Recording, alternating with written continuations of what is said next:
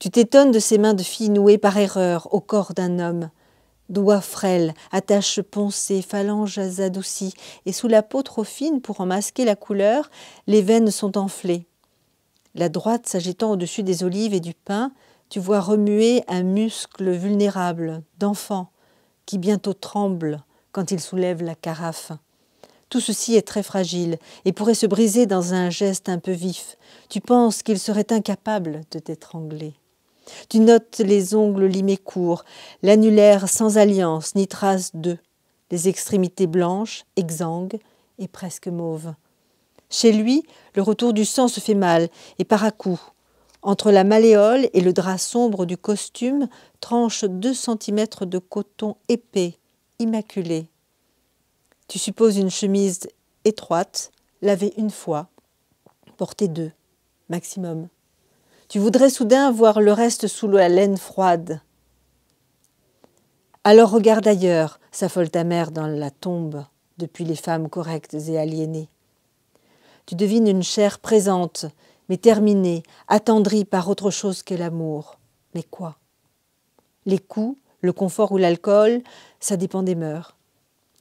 Ton regard parvient à se hisser plus haut, allant de sa main à son coude, puis de son col à ses lèvres. De la tristesse tatouée à la verticale sur sa bouche, tu cherches malgré toi l'origine. Une fille, un mort, ou la fatigue d'être soi, ça dépend des vies. Pour la peau brunie, des tempes et des arêtes, tu l'imagines courir, comme tout le monde, sur les rives de Seine. Pour le crâne rasé à fleur d'os, tu cherches encore. Demande-lui, suggère la mère de ta mère, du paradis des femmes de Somme, franche du collier.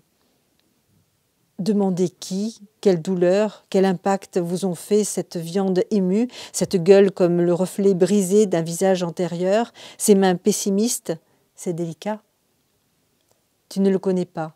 Tu es censé rencontrer en lui un intervenant pour un colloque d'histoire contemporaine, pas un paysage. Tu dois obtenir sa participation, pas son histoire. Sa voix qui semble apprise quelque part, où l'on apprend à attaquer les consonnes, à conquérir les publics en salle, n'a rien à voir avec le reste. Il répète une phrase que tu n'écoutais pas. Il va penser qu'il t'ennuie, alors qu'il t'embarque. Il demande pourquoi lui, pourquoi un banquier pour intervenir lors d'un sommet de sciences humaines, pourquoi parmi les chercheurs, les linguistes et les auteurs, inviter l'engeance qu'il sait représenter. Tu dis pour le contraste, il dit qu'il est ton homme. Personne mieux que lui n'excelle à n'être pas à sa place. Puis il se tait, semble une seconde ailleurs, son visage en amande s'offrant sans vigilance à l'attention. À nouveau, tu peux voir remonter du fond quelque chose de faible et d'abîmé, comme un morceau d'épave. Tu voudrais savoir quel bateau. Tu le trouves beau, alors qu'en arrivant, il était vide et très modeste. Elle passa tout le jour des fiançailles chez elle à se parer pour se trouver le soir au bal du festin royal qui se faisait au Louvre. Lorsqu'elle arriva, l'on admira sa beauté et sa parure. Le bal commença et, comme elle dansait avec M. de Guise, il se fit un assez grand bruit vers la porte de la salle, comme de quelqu'un qui entrait et à qui on faisait place. Madame de Clèves acheva de danser, et pendant qu'elle cherchait des yeux quelqu'un qu'elle avait dessein de prendre, le roi lui cria de prendre celui qui arrivait. Elle se tourna et vit un homme qu'elle crut d'abord ne pouvoir être que M. de Nemours, qui passait par-dessus quelques sièges pour arriver où l'on dansait. Ce prince était fait d'une sorte qu'il était difficile de n'être pas surprise de le voir quand on ne l'avait jamais vu, surtout ce soir-là, où le soin qu'il avait pris de se parer augmentait encore l'air brillant qui était de sa personne. Mais il était difficile aussi de voir Madame de Clèves pour la première fois sans avoir un grand étonnement. Monsieur de Nemours fut tellement surpris de sa beauté que lorsqu'il fut proche d'elle et qu'elle lui fit la révérence, il ne put s'empêcher de donner des marques de son admiration.